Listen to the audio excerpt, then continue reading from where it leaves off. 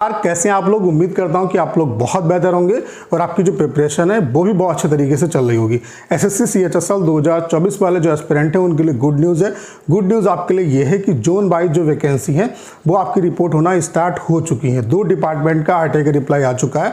तो यहाँ पे कितनी क्या वैकेंसी रिपोर्ट हुई है, कितनी क्या वैकेंसी आपकी आ सकती है, कितनी क्या वैकेंसी एग्जिस्ट करती है, उसके बारे में बात करेंगे। उसके अलावा लास्ट 2 ईयर में आपका जो कट ऑफ है वो क्या रहा। जैसा कि आपको पता है कि 2022 से आपका पैटर्न चेंज हुआ है, तो 2022 में फाइनल कट ऑफ कितनी क्या रही, कितनी वैकेंसी पे कितनी कट ऑफ रही। उसके अलावा 2023 में फाइनल कट ऑफ क्या रही, वैकेंसी क्या थी, और उसके बेसिस पे 2024 के लिए आपके लिए सेफ टारगेट स्कोर क्या हो सकता है, ताकि यहाँ पे आप फाइनल सिलेक्शन ले सको। यहाँ पे बात करेंगे फाइनल सिलेक्शन की, क्योंकि अगर आप प्री को टारगेट लेके यहाँ पे प्रिपरेशन कर रहे हो तो मुझे लगता है कि आप मुश्किल में पड़ जाओगे। आपका जो फोकस होना चाहिए वो ओवरऑल सिलेक्शन पे होना चाहिए। तो फाइनल आपकी जो कट ऑफ है उसके लिए कितने नंबर पे आपको टारगेट करना चाहिए, सेफ स्कोर आपके लिए क्या रह सकता है। तो ये वीडियो आप सभी के लिए बहुत ज़्यादा हेल्पफुल होने वाला है। तो चलिए स्टार्ट करते हैं।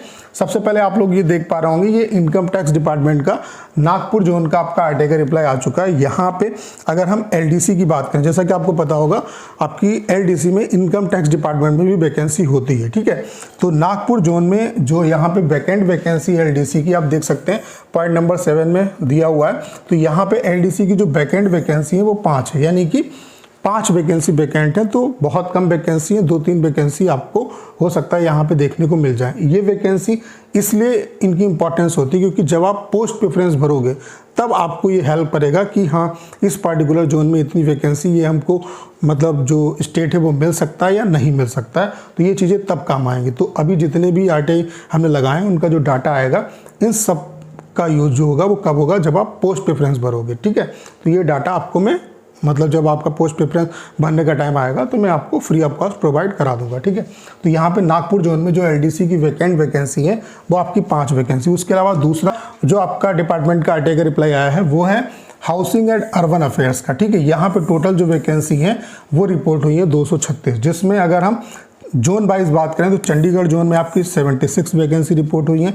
उसके अलावा कोलकाता जोन में 35 वैकेंसी रिपोर्ट हुई है, चेन्नई जोन में 67 वैकेंसी रिपोर्ट हुई है, और मुंबई जोन में आपकी 58 वैकेंसी रिपोर्ट हो चुकी हैं इस पर्टिकुलर डिपार्टमेंट में, ठीक है। अब बात कर लेते हैं कि लास्ट ईयर कट ऑफ क्या रही। चूंकि यहाँ पे बहुत लंबा पीछे जाने की जरूरत नहीं, क्योंकि आपका जो पैटर्न है वो 2022 से चेंज हुआ। तो 2022 में क्या फाइनल मतलब कितने नंबर पे आपका सिलेक्शन हुआ, मिनिमम फाइनल जो कट ऑफ है वो कैटेगरी वाइज कितनी क्या गई, 2023 में कितनी क्या गई, और उसके बेसिस पे 2024 में कितने नंबर पे आप टारगेट करोगे, ठीक है। और मैं ये बात कर रहा हूँ फाइनल सिलेक्शन की, ठीक है। तो 2022 में अगर हम बात करें तो 2022 में आपकी जो फाइनल रिजल्ट आया था वो आपका 3242 वैकेंसी पे आया था। ज़्यादा वैकेंसी जब आई थी तो ज़्यादा वैकेंसी आई थी, बाद में वैकेंसी घट गई थी। तो एसएससी में हमेशा ये चीज़ देखी जा रही है, अभी 4-5 साल से ट्रेंड चल रहा है कि वैकेंसी लास्ट में आते आते घट जाती है। तो हो सकता है आपकी वैकेंसी भी लास्ट में आते आते जो है वो घट भी सकती हैं। तो इन सब सिनेरियो को ध्यान में रखते हुए आपको क्या टारगेट लेके चलना है उन पे बात करेंगे। बाकी वैकेंसी बढ़ भी सकती है लेकिन घटने की संभावना ज़्यादा रहती है, ठीक है। तो यहाँ पे जो मिनिमम सिलेक्शन हुआ था, मतलब जो कट ऑफ गई है वो इससे ऊपर ही गई है। तो यूआर में जो मिनिमम सिलेक्शन हुआ है वो 280 नंबर पर हुआ है फाइनल सिलेक्शन, ओबीसी में 278 नंबर पर हुआ, ईडब्ल्यूएस में 278 नंबर पर हुआ, एससी में 258 नंबर पे हुआ, एसटी में आपका 240 नंबर पे हुआ। तो आप देख सकते हैं यूआर, ओबीसी और ईडब्ल्यूएस वाले जो बच्चे हैं उनके लिए बहुत ज़्यादा डिफरेंस नहीं है। बाकी डिफरेंस आप एससी एसटी कैटेगरी में देख सकते हैं। यूआर, ओबीसी और ईडब्ल्यूएस वाले जो बच्चे हैं उनको सेम जो टारगेट स्कोर है वो लेके चलना है, ठीक है। अब यहाँ पे जो वैकेंसी थी वो 3242 थी, यहाँ पे वैकेंसी जो थी वो 1211 थी, ठीक है, जिन पे रिजल्ट आया था, फाइनल जो रिजल्ट आया था। लेकिन आप देख सकते हैं कट ऑफ में बहुत ज़्यादा डिफरेंस नहीं है, जबकि वैकेंसी जो है आप देख सकते हैं यहाँ से यहाँ तक काफ़ी वैकेंसी कम है। तो यहाँ पे जो एग्ज़ाम का लेवल था वो काफ़ी अच्छा था। तो कट ऑफ जो है वैकेंसी पे भी डिपेंड करती है और ओवरऑल एग्ज़ाम के लेवल पे भी डिपेंड करती है कि एग्ज़ाम का लेवल कितना बेहतर आता है, ठीक है। तो यहाँ पे यूआर का जो मिनिमम फाइनल जो सिलेक्शन हुआ है वो 293 नंबर पे हुआ है, बाकी कट ऑफ इससे ऊपर ही रही, यानी कि 293 वाले जो बच्चा है यूआर कैटेगरी में उसको सिलेक्शन मिला, कोई ना कोई पोस्ट मिली है। ओबीसी की अगर हम बात करें तो 290 नंबर कट ऑफ रही, ईडब्ल्यूएस में मिनिमम जो कट ऑफ रही वो 293 रही, एससी में 280, एसटी में 268। तो यहाँ पर भी आप देख सकते हैं कि ईडब्ल्यूएस की कट ऑफ जो है वो यूआर के बराबर है, ठीक है।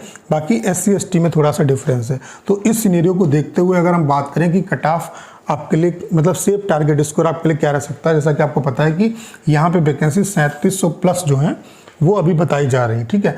तो जो आपका सेफ स्कोर है वो इस बात पे भी डिपेंड करेगा कि आपका जो एग्ज़ाम का लेवल है वो किस तरीके का आता है। लेकिन अगर जिस तरीके से चीज़ें हो रही, जिस तरीके से SSC का पैटर्न चल रहा है, अगर सेम उसी पैटर्न पे आपका पेपर बनता है तो सेफ साइड अगर हम बात करें तो जो UR वाले बच्चे हैं, OBC वाले जो बच्चे हैं और EWS वाले जो बच्चे हैं, उनको जो टारगेट लेके चलना है वो 300 का टारगेट लेके चलना है।